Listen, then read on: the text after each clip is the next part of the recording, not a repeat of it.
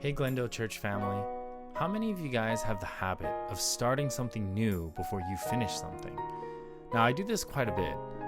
For example, I'll get pretty distracted when it comes to cleaning the house. I'll start cleaning one thing, and then before I even finish cleaning it, it'll lead me to another thing, and before you know it, I have a partially cleaned house and a bunch of different tasks that are simply not finished. Starting something is one thing, they say, but finishing it is another challenge in itself. I think the reality is it's pretty easy to start things, but to have the consistency to finish it can be a whole nother challenge. This ideal is basically the idea of multitasking, right? It's this idea that you think you're getting more done by doing more things at once, but because you're so spread out, it's kind of hard and sometimes it's impossible to actually finish anything. I'm a terrible multitasker. You can ask Grace. I'll be doing something and I think that I'll be listening to the things that she has to say to me, but she knows I'm not really listening, and it's not a good thing. There's a Russian proverb that says, if you chase two rabbits, you'll not catch either one. And that is very true. If you give your full-fledged attention to one thing, quit the multitasking, you'll discover a more productive and satisfying life.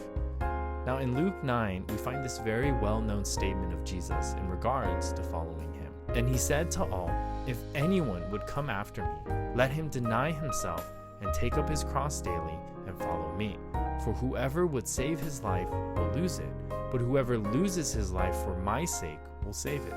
For what does it profit a man if he gains the whole world and loses or forfeits himself? I'm sure you've heard this many times before. We often like to talk about the cost of following Jesus, deny yourself, take up his cross and follow him. And it's powerful and true. But I was meditating on this chapter, I realized that Jesus was pointing out the problem of my multitasking. You see, we treat the idea of following Jesus in a similar way. We think we can follow the things of this world, and we can do all the things that we really want to do deep down, but still carry Jesus' cross and follow him. But if you read carefully, Jesus makes it very clear that you simply can't.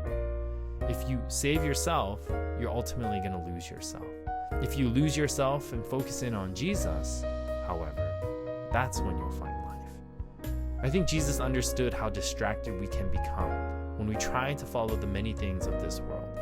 We never make progress or never get anything done when we try to follow all the things the world has to offer. So I want to challenge you today to think about what it means to really follow Jesus. So let's not chase after two rabbits, let's just chase after him.